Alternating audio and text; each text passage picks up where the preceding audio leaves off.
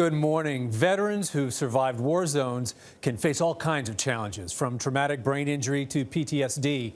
And these dogs have proven to be both beloved companions and caregivers on their road to recovery. That includes Sully, who's now back on the job helping other members of the military.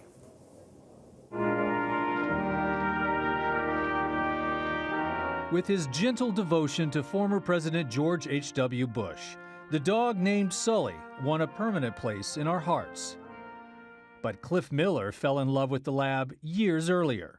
At just 8 weeks old, the pup was chosen by Miller, his partner Patricia Summers, and their community service group, Friends of America's Vet Dogs, for a very important job and gave him a name with special meaning. When we picked him out of the litter, his hair was closest to Captain Sullenberger's. Sully, of course, was named for a man who exhibited heroism in civilian and military life. We chose Sully to honor Captain Chesley Sullenberger, not because of his ability to save all those people in landing the plane.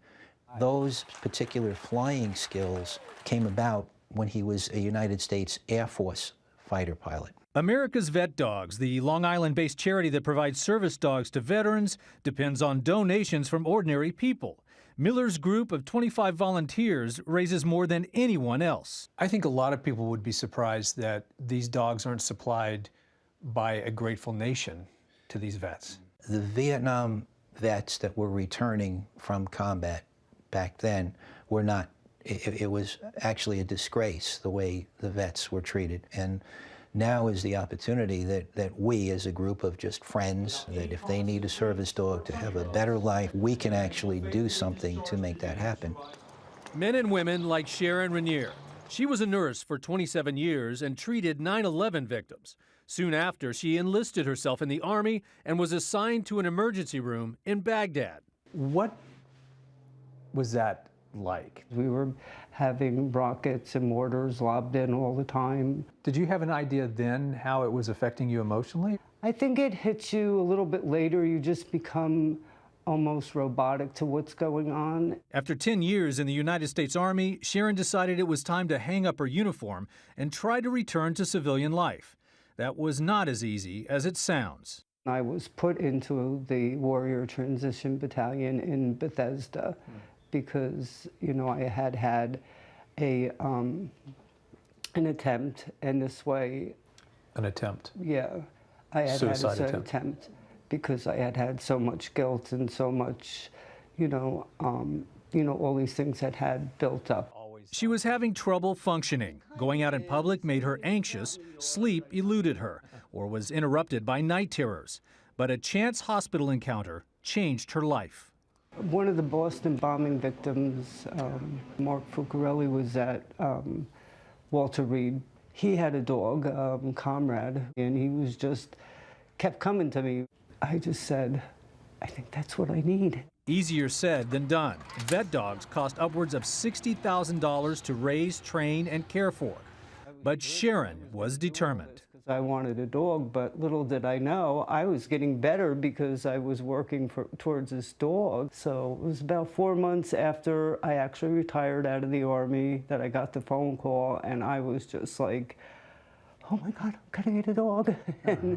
That dog is Eddie, a bit of a goofball when he's not working.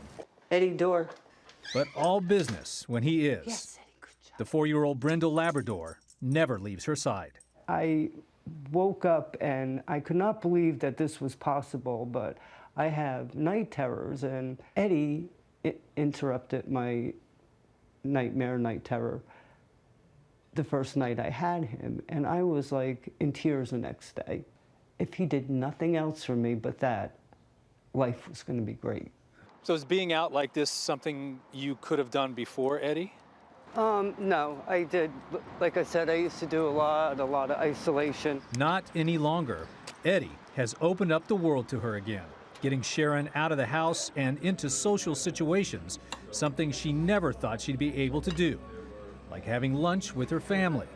And as for that other lab, Sully, well, he now works at the same hospital where a service dog showed Sharon there might be a way out of her PTSD.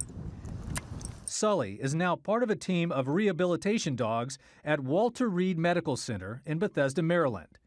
Samantha Murdoch is one of Sully's handlers. We have a list of ward patients where they go out and get visits every day. Sully, stand.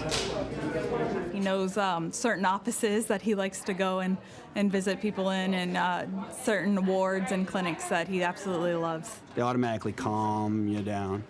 They put you back, they put things back in focus, right? Navy sailor Robert Hunter. And they help us. So it's really nice that Walter Reed does this for us, and among many other things. Sully and the other dogs also help military beneficiaries, like 11-year-old Camden McAlpine, who is diagnosed with a rare immunity disease. Dogs come and you can just like it just makes you feel a lot happier to have a dog just with you. It's not always medicine that heals. Sully, salute. Yes, good boy. Sometimes just having a friend can work miracles.